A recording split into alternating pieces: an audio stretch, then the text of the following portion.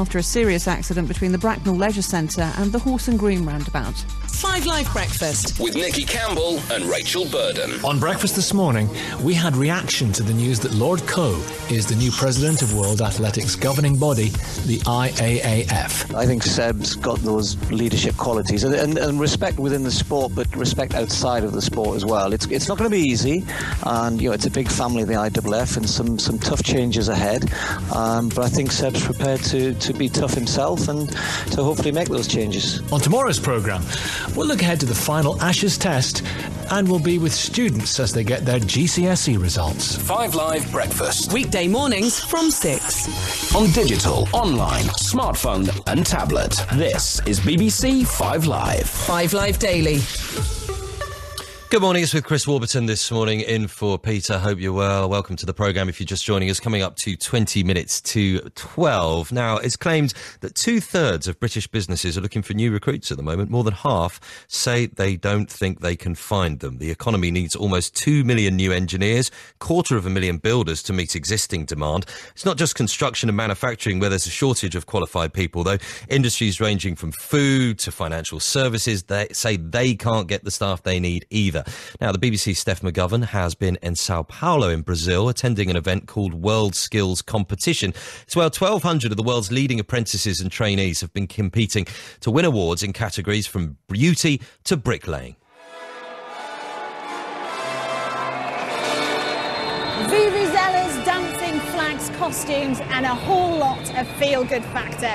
This might sound like a huge party here in Brazil, and it kind of is, but it's also the start of some serious work. 1,200 young people from around the globe are competing to be crowned the best in the world for their trade, whether it be landscape gardening, carpentry, stonemasonry, even building a car. There are 50 disciplines being put to the test here, and the UK team are about to walk on stage.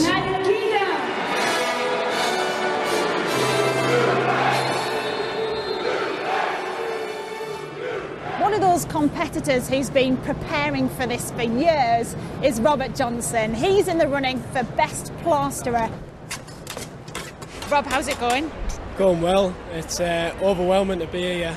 250,000 people coming through the doors every day. And the opening ceremony last night was something you'd never experience in your life. You've lost your voice a bit because of that, haven't you?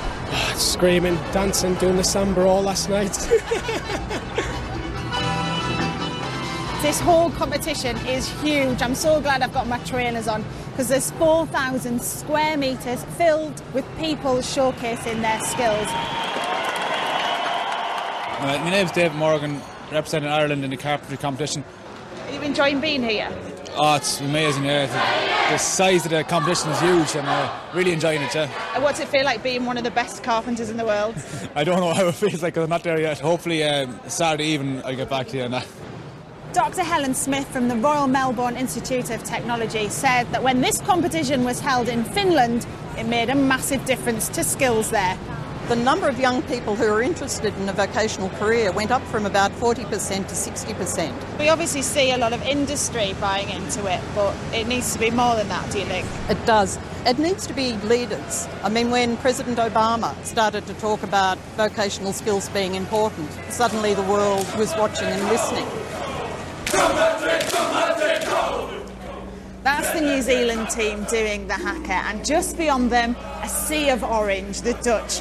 It's like the Olympics here, but while Team USA were invited to a good-luck party with the Obamas and the French finalists went to the Elysee Palace for a farewell reception with the President, all the UK team got were a few sandwiches and a good-luck speech from Theo Pathetis in a London office. Now, no offence to Theo, he's a great ambassador for business, and the UK team did get a letter from the Prime Minister, but it's not quite the same, is it, as sitting down to tea with the President in the palace. Hello. We are from a public school. They are in 7th grade and they are here to know some profession for their future. What do they think about this event? They say it can open their mind to have a good job in the future, okay? Clearly, lots of countries take this more seriously than the UK. The Koreans lavish houses and cash on their winners. And in the Netherlands, they make their team famous, even putting up posters of them across the nation's bus stops. The Dutch Education Minister, Jets Bussmaker, is one of many senior figures supporting their national team. It really makes a difference, and I really hope they will spread the news to others. You know, we should show them what they are doing is very, very special. The results are now in, and it's been a good competition for Team UK with 3 gold, 4 silver and 2 bronze medals. And maybe next time in Abu Dhabi, maybe with a little more backing, we can do even better. So that's Steph McGovern reporting from Sao Paulo, and we can speak to Anne Watson now. She's chief executive of an organisation called Semta. It's a non-profit organisation that organises the British heats of this thing, of the WorldSkills competitions, and the successful contestants were sent to Sao Paulo. Good morning, Anne. Good morning, Chris. Good morning. Also with us, Ian Hodgkinson. He's the managing director of Hodgkinson's Builder in Derby. Also advises on the building apprenticeship programme at Derby College. Hello, Ian. Good morning. How are you doing? I'm very well. I like that. I like, if you're thinking, what are we going to call our company? I know, we're going to go with my surname, which it's always a winner for me. We're going to speak to you in a second, Ian. Sounds like a lot of fun, Anne. How did we get on in the end? Oh, the UK team did exceptionally well. 10 of the engineering competitors brought home a medal. We were world class. We got the top medal you could get in terms of beauty therapy. So the team did exceptionally well, given the circumstances, as you've heard from Steph's report. Yeah, that we've got much more to do in terms of vocational education and training within the UK. Why do you think that is? I think we've still got a long way to go in changing perceptions. Only 9% of parents see apprenticeships as a valid career path for their children, and yet everybody that we saw in the UK team in Sao Paulo are all apprentices, all have jobs.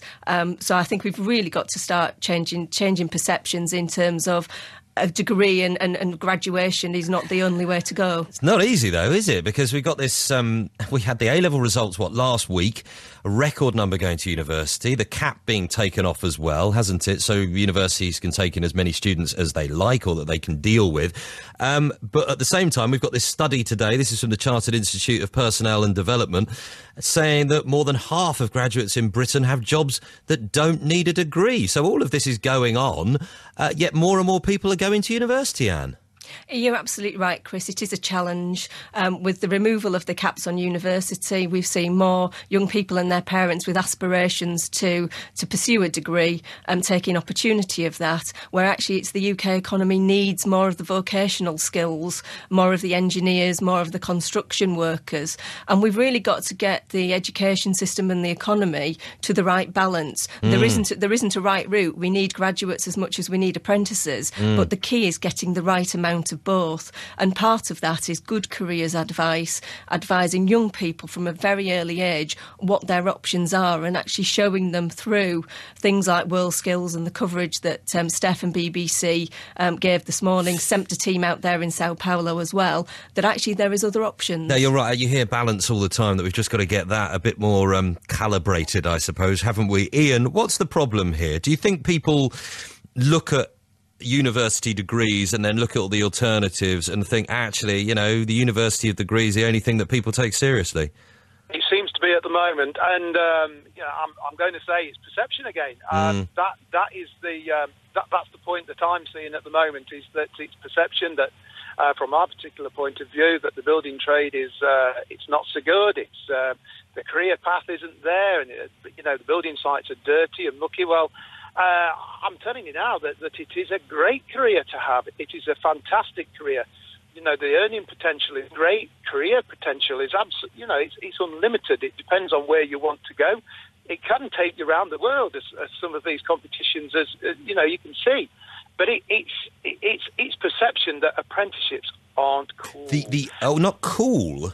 Not cool. No. Define cool these days. Yeah. But yeah. Well. Again, parents and peer pressure is telling the youngsters that there's this pressure to go to universities that maybe that apprenticeships and building trade apprenticeships are number 2 choices and number 3 choices. And what we need to do is to make them number 1 choice.